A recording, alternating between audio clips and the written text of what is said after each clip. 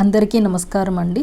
ఈరోజు నేను మీకు డిఫరెంట్గా పితికిపప్పు చట్పటా చేసి చూపించాలి అనుకుంటున్నాను. దీనికోసం ముందుగా అనపగింజలు ఒక 8 hours నానబెట్టుకొని పితికిపప్పు ఒత్తి పెట్టుకోవాలండి.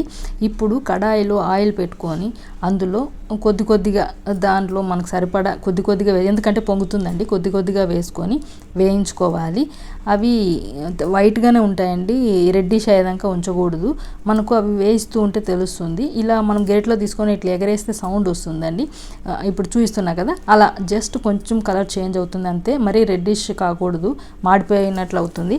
వైట్గానే ఉంటాయి, కాకపోతే మనకు తెలుస్తుందండి వేగినట్లు. ఆ టైంలో వాటిని తీసేసుకోవాలి. అలాగే ఇంక ఉన్నవన్నీ కొద్దిగా వేసుకోవాలండి, ఎందుకంటే వేసినప్పుడు పైకి ఒక్కసారిగా పొంగుతుంది. అలాగే ఇప్పుడు సెకండ్ టైం కూడా నేను వేస్తున్నాను, చూశారు కదా పైకి పొంగుతుంది, కాబట్టి కొంచెం తక్కువగానే వేసుకోవాలి. అవి కూడా కాసేపు తిప్పుకుంటూ వేయించుకుందాము. అవి జస్ట్ కొంచెం కలర్ చేంజ్ అవ్వగానే మనకు ఐడియా వస్తుందండి, చూస్తానే మనకు డిఫరెన్స్ తెలుస్తుంది వేగాయి అని. అలా వచ్చినప్పుడు తీసేసుకుందాము. వీటికే ఒక డిఫరెంట్ ఫ్లేవర్, దానికంటూ సపరేట్గా ఒక ఫ్లేవర్ ఉంటుందండి.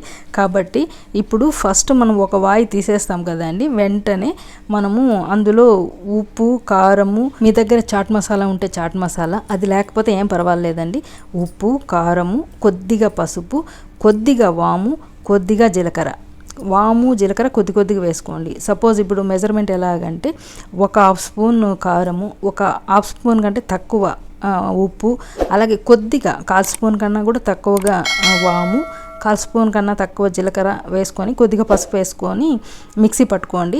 దాన్ని ఇప్పుడు మనం ఒక వాయి తీసేస్తాం కదా, ఇప్పుడు నేను చూపించిన విధంగా ఉప్పు కారాలు చల్లేసి టాస్ చేసుకొని పక్కన పెట్టుకోండి. ఇంకొక వాయి తీసిన తర్వాత అలాగే చేయండి. ఇవి మనం బఠానీలు, శనగలు చేసుకుంటాం కదండి, అలాగే ఎంతో టేస్టీగా ఉంటాయి. వీటిని అటుకుల మిక్చర్లో వేసుకోవచ్చు, లేదా ఇందులోని పల్లీలు, శనగలు వేసుకొని ఒక మిక్చర్ లాగా తినొచ్చు, లేదా ఇలాగే చట్పట్ అలాగే తినేయచ్చు అండి. మీరు చేసుకొని తింటారని ఆశిస్తున్నా. Thank you so much.